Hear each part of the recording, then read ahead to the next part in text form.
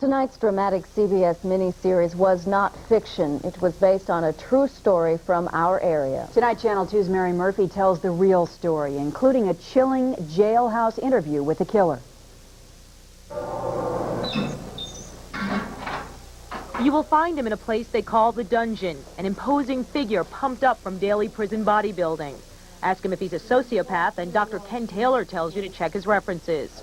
My dental patients, they appear to be of the opinion that I was a Dr. Mengele that had no conscience. Taylor is now 400 miles away from the Fulton Dental Center in Brooklyn, where he met and hired 21-year-old hygienist Teresa Benigno in 1980. Despite signs that Taylor abused drugs, Benigno became his third wife in 1983 and nearly died from a savage beating on their Mexican honeymoon. Did you hit your wife in Mexico? No, I did not. We were assaulted in a room. Mexican police put Taylor in jail, but he allegedly bribed his way out. Teresa claims she remembered nothing, even writing her husband from the hospital bed, "I love you more than life." She added, "My 2 front teeth are broken. I told them you could fix them. You are a dentist." Her face was completely disfigured. But her sister stopped questioning Teresa about Ken's possible guilt when she got upset.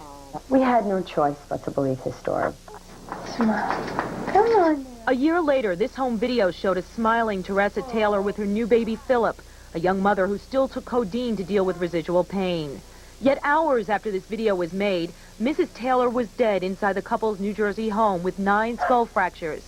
Dr. Taylor later claimed he caught his wife sexually abusing the child and that she tried to hit him with a barbell. He stated that she was in a frenzy. He took it away from her and he gave it to her.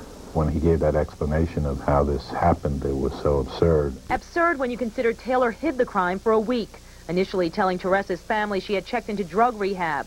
In reality, he had stuffed her body in the car trunk and drove baby Philip to his parents' Indiana home.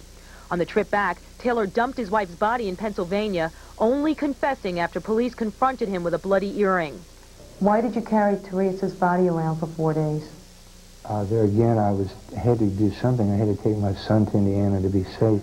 Police say Taylor had a long history of sexual deviancy. His phone records from the night of the murder showed 26 calls were made to sex hotlines throughout the country. I didn't make those calls. Those calls were made by my wife. Yet a further review revealed one of those numbers was dialed the night Teresa gave birth to Philip. What then motivated this killer? Was Taylor himself a victim of sexual abuse?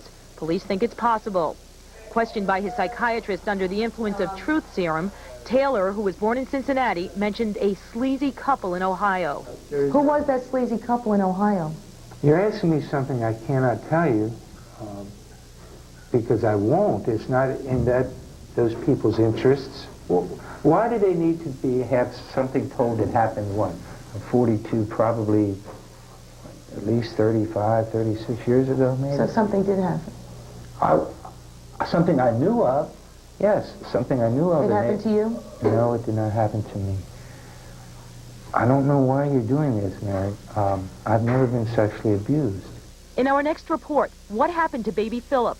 The bitter custody battle between Dr. Taylor's Indiana parents and Teresa's Staten Island family. I'm Mary Murphy, Channel 2 News. And you can see more of Mary Murphy's special report Tuesday night on Channel 2 News at 11 after the miniseries.